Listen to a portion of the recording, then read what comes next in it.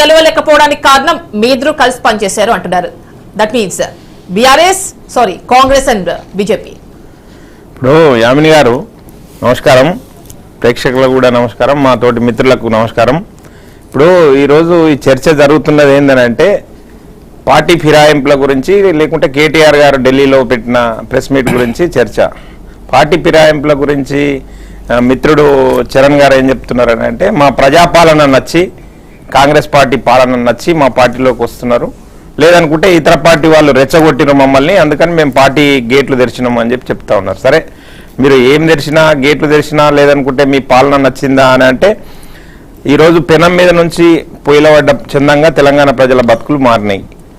BRS party అహంకారపూరితమైన పాలన, అవినీతి పాలన, కుటుంబ పాలన చేస్తూ ఉంటే దాన్ని సహించక ఆ పార్టీ పైన వ్యతిరేకతతోటి కాంగ్రెస్ పార్టీని అందలం ఎక్కించారు. వీరు చెప్పిన దానికి తోడు వీరు చెప్పిన గ్యారంటీలు, ఆ హామీలు ఏవి కూడా అమలు అవుతలేవు. వీరు చెప్పిన అవినీతి ఏదైతే గడిచిన 10 సంవత్సరాల్లో అవినీతి జరిగిందని ఏదైతే చెప్పినరో, ఆ అవినీతికి సంబంధించిన క్రియాశీలకమైన నిర్మాణాత్మకమైన చర్యలు కూడా శూన్యంగా కనిపిస్తూ ఉన్నాయి. అదేవిధంగా ఈ గ్యారంటీలు అమలు కావట్లేదు. దాంతోపాటుగా ఏ ఒక్క నిర్ణయం రేవంత్ రెడ్డి గారి ప్రభుత్వం వచ్చిన తర్వాత ఈ 6 నెలల కాలం లోపల ఒక్కటంటే ఒక్క నిర్ణయము, అంటే ల్యాండ్ మార్క్ నిర్ణయము, ఇది చాలా సమంజసంగా చేసిన నిర్ణయం ఇది ఉంది.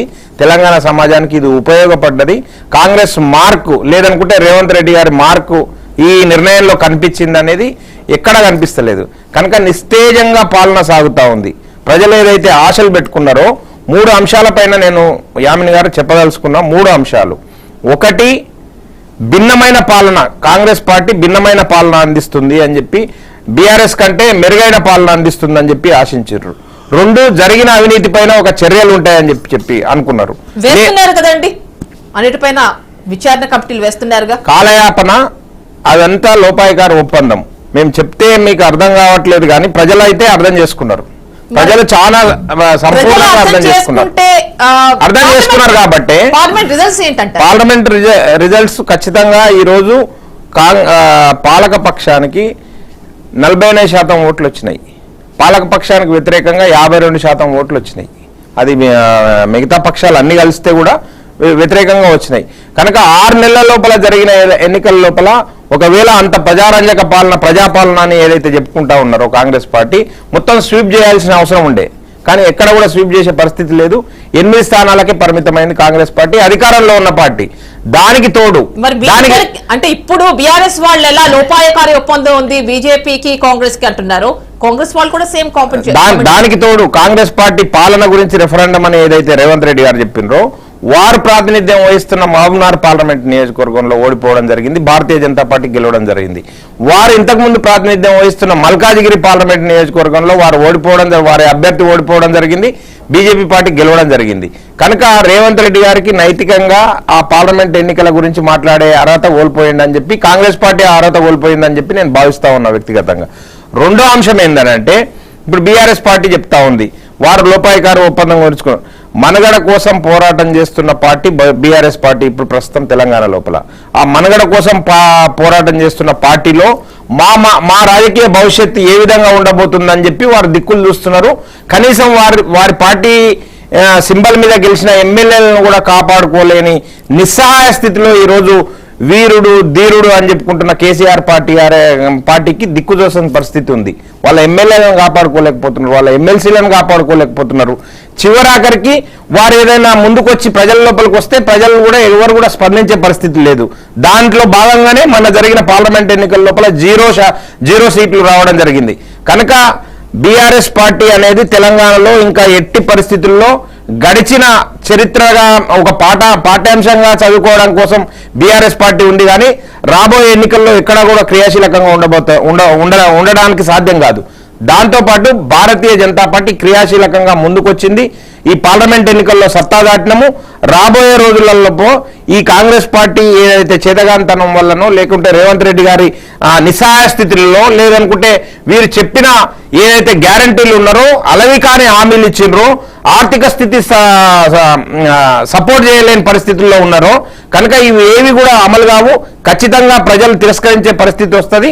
ఈ కాంగ్రెస్ పార్టీని బీఆర్ఎస్ పార్టీని చూసిన తెలంగాణ సమాజము ఖచ్చితంగా భారతీయ జనతా పార్టీని హక్కులో చేర్చుకుంటది, ఆదరణ చూపుతుంది. రాబోయే రోజుల్లో ఈ తెలంగాణ సమాజానికి దిక్సూచి భారతీయ జనతా పార్టీ అని చెప్పి మేము నిరాఘాటంకంగా చెప్తా ఉన్నాము. ఖచ్చితంగా ఆ దిశగానే అడుగులు పడుతున్నాయని చెప్పి మేము భావిస్తా ఉన్నాం. అంటే ఇప్పుడు మీరు చూస్తున్నారు ఇటు కాంగ్రెస్ కావచ్చు, బీఆర్ఎస్ కావచ్చు, బీజేపీ పార్టీ నుంచి మీకు చూస్తున్నప్పుడు ఎవరు ఫిరాయింపుల్ని ప్రోత్సహిస్తున్నారు అనిపిస్తోంది? ఖచ్చితంగా కాంగ్రెస్ పార్టీ. దీంట్లో డౌట్ ఏమున్నది? ఏం శేషభిషలు లేవు. కాంగ్రెస్ పార్టీ ఫిరాయింపులకి తెరలేపింది. గేట్లు తెరిచినాము, డోర్లు తెరిచినాము, బార్లా తెరిచినాము, అందరిని విలీనం చేసుకుంటాం, మీరు ఎవరు మిగిలారు అని చెప్పి బరాబర్ స్టేట్మెంట్లే ఇస్తున్నారు కదా. సాక్షాత్తు రేవంత్ రెడ్డి గారే ముఖ్యమంత్రి స్థాయిలో ఉన్న వ్యక్తే ఆ విధమైన స్టేట్మెంట్లు ఇస్తా ఉంటే ఇంకా కాంగ్రెస్ పార్టీ ఇంకేం రకంగా ఓకే, మీరు గతంలో బీఆర్ఎస్ పార్టీ చేసినప్పుడు గగ్గోలు పెట్టినరు. అదే రేవంత్ రెడ్డి గారు పిసిసి హోదాలో ఉండి ఎవరైనా పార్టీ ఫిరాయిస్తే రాళ్లతో కొట్టండి అని చెప్పి పిలుపునిచ్చిన రేవంత్ రెడ్డి గారు బార్లా తెలిసి వారికి స్వాగతం చెప్తా ఉన్నాడు. ఇప్పుడు రామ్మూర్తి గారు చెప్పినప్పుడు ఇంటింటికి పోయి అడుక్కొని తీసుకొని వస్తున్నాడు. నిన్న గద్వాల నియోజకవర్గం గురించి చెప్తా ఉన్నా. అక్కడ సరితా యాదవ్ అని ఒక యువ నాయకురాలు, ఆమె కాంగ్రెస్ పార్టీ తరఫున పోరాటం చేసింది, అక్కడ నిలబడ్డది. వద్దు వాళ్ళని చేర్చుకోవద్దని చెప్పి గాంధీ భవన్ దగ్గరకు వచ్చి ధర్నా చేసే పరిస్థితి వచ్చింది. మీరు చేర్చుకున్నారు, మర్నాడే చేర్చుకున్నారు. కనుక ఈ సంకేతాలు ప్రజలు చూస్తా ఉన్నారు. మీరు ఏమీ బీఆర్ఎస్ పార్టీకి వ్యతిరేకంగా ప్రవర్తిస్తున్నట్టు లేదు. బీఆర్ఎస్ పార్టీ తరఫున గెలిచిన వ్యక్తులను చేర్చుకొని మీరు ఏ సందేశం ఇవ్వదలుచుకున్నారు సమాజానికి? బీఆర్ఎస్ పార్టీకి మీకు ఏం తేడా కనిపిస్తా ఉంది? బీఆర్ఎస్ పార్టీ చేసిన పనులే మీరు చేస్తా ఉంటే, బీఆర్ఎస్ ఎమ్మెల్యే తీసుకొచ్చి కాంగ్రెస్ పార్టీ కండువ కప్పుకుంటా ఉంటే మీకు వాళ్ళకున్న తేడా ఏందని చెప్పి తెలంగాణ సమాజం ప్రశ్నించాల్సిన అవసరం అండి. మీ పార్టీలో కూడా వస్తున్నారుగా. మా పార్టీలోకి రావాలనుకుంటే మ్యాండేటరీ అనేది ఉంది. మీకు లైవ్ ఎగ్జాంపుల్ ఉన్నాయి. ఈటెల రాజేందర్ గారు రావాలనుకుంటే రాజీనామా చేసి వచ్చిండు. కోమటిరెడ్డి రాజగోపాల్ రెడ్డి గారు రావాలనుకుంటే రాజీనామా చేసి వచ్చిండు. ప్రస్తుతం ఎవరైనా బీజేపీలోకి రావాలనుకుంటే ఖచ్చితంగా రాజీనామా చేసి రావాల్సిందే అని చెప్పి చెప్తా ఉన్నాం. ఆ పద్ధతి మీరు అవలంబించడానికి సిద్ధంగా ఉన్నారా? మేము ఎల్పీని విలీనం చేసుకుంటాం, అందరిని తీసుకొని కట్టగట్టుకొని విలీనం చేసుకుంటాం అని చెప్పి చెప్తా ఉంటే ఏం సమాధానం చెప్తారు? మీరు నిన్న చెప్పిన దానికి ఇప్పుడు చెప్పిన దానికి కాంట్రడిక్టరీ ఉందా లేదా? కనుక సమాధానం చెప్పుకోలేని పరిస్థితుల లోపల కాంగ్రెస్ పార్టీ కూరుకుపోతుంది. అదేవిధంగా దృష్టి మళ్లించడం కోసం ఇచ్చిన హామీలను అమలు చేయకుండా నిస్సహాయ స్థితిలో ఉన్నప్పుడు ఇలాంటి కార్యక్రమాలన్నీ ముందుకు తీసుకొని వచ్చి దృష్టి మళ్లించడం కోసం ప్రయత్నం చేస్తున్నారు. కానీ ఎట్టి పరిస్థితుల్లో తెలంగాణ సమాజం రాబోయే రోజులలో నిజం తెలుసుకున్నది. 6 నెలల లోపల ఇంత నిస్తేజం వస్తుందా అండి? ఒక ప్రభుత్వం పైన ఇంత నిస్తేజమైన అభిప్రాయం ఏర్పడుతుంది ప్రజల లోపలే. 6 నెలలే గడిచింది కానీ ఏమీ మార్పులు జరగలేదు. ఏవి ల్యాండ్ స్లైడ్ విక్టరీలు జరగలేదు. ఏవి ల్యాండ్ స్లైడ్ ఒక ల్యాండ్ మార్క్ ప్రోగ్రామ్ తీసుకోలేదు కాంగ్రెస్ పార్టీ. కనుకనే ఈరోజు నిస్సహాయమైన స్థితిలో ఉంది. దానికి తోడు వీరు ఇచ్చిన హామీలు వీళ్ళ గొంతుకు గుదిబండలుగా మారబోతున్నాయి. ఆ హామీలే వీరికి ఏవైతే హామీల ద్వారా గట్టెక్కినరో, ఏవైతే హామీలను ఇచ్చి ఆశ చూపి ముందుకు వచ్చిన అధికారం హామీలు నెరవేర్చడానికి ప్రస్తుతం ఆర్థిక బలం, రాష్ట్రానికి ఆర్థిక స్థితిగతులు కూడా బాగుండాలి కదా అని అడుగుతున్నారు కదా. దానికే ఈ వర్కౌట్ అంతా కూడా చేస్తున్నామంటున్నారు. అంటే నేను ఏమంటున్నా, ఆర్థిక స్థితి వర్కౌట్ చేయడం కోసము అన్యాక్రాంతమైన ప్రభుత్వ భూములు ధరం ద్వారా అన్యాక్రాంతమైన ప్రభుత్వ భూములను తీసుకోండి. మీరు దాంట్లో లోపాయికారు ఒప్పందాలు చేసుకొని ఆ భూములను మీరింత మేమింత అని ఎందుకు పంచుకుంటున్నారు?